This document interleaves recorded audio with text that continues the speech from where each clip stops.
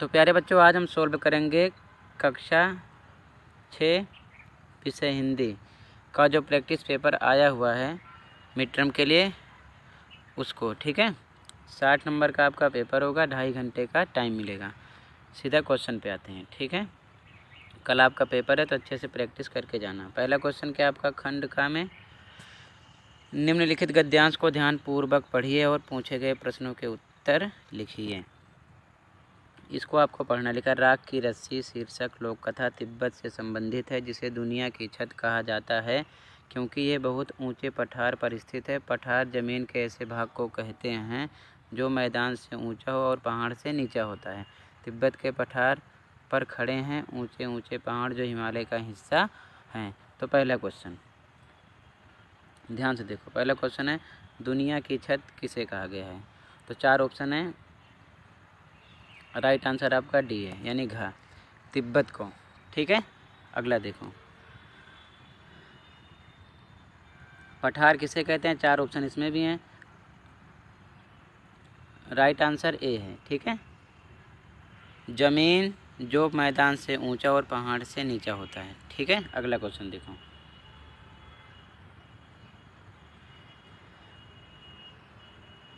Question 2, निम्नलिखित काव्यांश को ध्यान पूर्वक पढ़िए और पूछे गए प्रश्नों के उत्तर लिखिए। लिखा है, छोटी सी हमारी नदी टेढ़ी मेढ़ी धार, गर्मियों में घुटने भर भिगो कर जाते पार। पार जाते ढोर डंगर बैलगाड़ी चालू, ऊंचे हैं किनारे इसके पाट इसका ढालू। पेटे में झकाझक बालू कीचड़ का ना नाम, कांस फूले एक पार उजले जैसे धाम। दिन भर किचपिच करते मैना डार डार, रातों को हुमा हुमा कर उठते सियार। ठीक है, अब देखो क्वेश्चन है। पहला क्वेश्चन, नदी की धार कैसी है? तो आंसर है टेढ़ी मेढ़ी।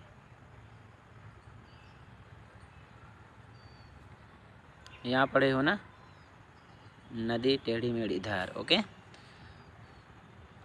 अगला, हुआ हुआ कौन करता है?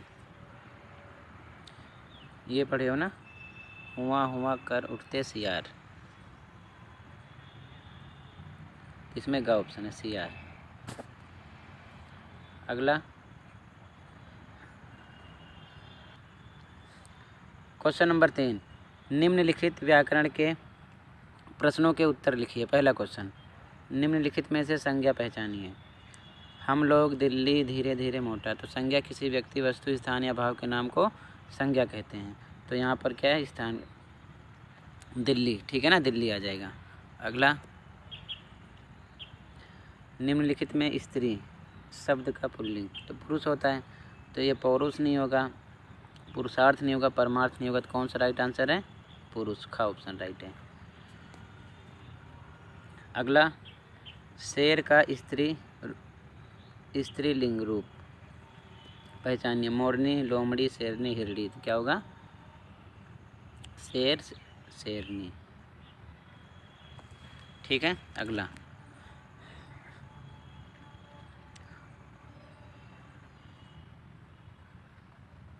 मोहन अच्छा लड़का है वाक्य में विशेषण।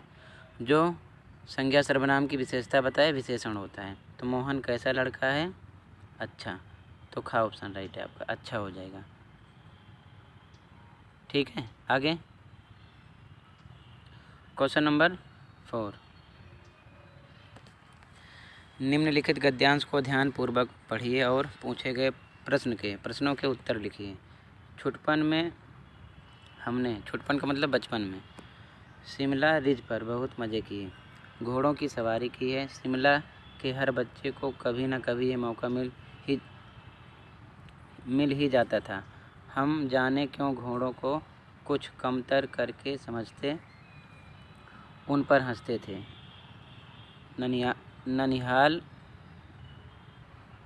के घोड़े खूब हष्ट पुष्ट और खूबसूरत, उनकी बात फिर कभी। शाम को रंग बिरंगे गुब्बारे, सामने जाखू का पहाड़। पहला क्वेश्चन। छुटपन में लेखिका ने कहाँ मज़े किए? तो अभी पढ़े थे ना, शिमला। ग ऑप्शन राइट है। अगला, ननिहाल के घोड़े कैसे थे? तो खूबसूरत थे, अभी आपने पढ़ा। अगला, लेखिका को शाम को क्या मिलता था? तो रंग बिरंगे गुब्बारे। ठीक है, का ऑप्शन राइट है। अगला, लेखिका किसको कमतर करके समझती थी? घोड़ों को। ठीक है, ये आंसर हो गया। आगे क्वेश्चन 5, निम्नलिखित काव्यांश को ध्यानपूर्वक पढ़िए और पूछे गए प्रश्नों के उत्तर दीजिए। पहला, वह चिड़िया जो कंठ खोलकर बूढ़े वन बाबा की खातिर रस उड़ेल कर गा लेती है, वह छोटी मुँह बोली चिड़िया, नीले पंखों वाली मैं हूँ, मुझे विजन से बहुत प्यार है। ठीक है, अब इसी बेस्ट पर क्वेश्चन है। पहला क्वेश्चन, चिड़िया कंठ खोलकर क्या कर लेती है? तो गा लेती है। ठीक है, खा ऑप्शन राइट है। अगला, चिड़िया किसके खातिर गाती है? तो बूढ़े वन बाबा के खातिर। ठीक है, ये आंसर राइट है। अगला, चिड़िया क्या उड़ेल कर गा लेती है? तो रस। खा ऑप्शन राइट है।